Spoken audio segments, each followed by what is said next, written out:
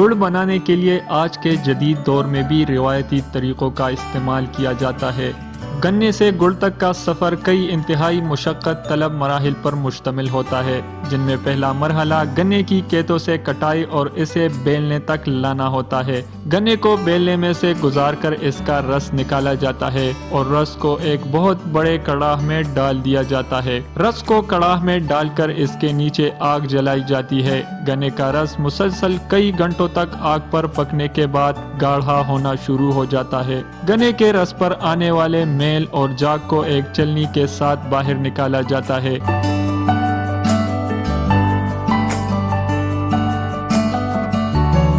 گھنٹوں تک مسلسل آگ پر پکنے کے بعد گنے کا رس ایک لئی کی شکل اختیار کر لیتا ہے، تو اسے ٹھنڈا کرنے کے لیے لکڑی کے ایک کڑاہ میں ڈال دیا جاتا ہے۔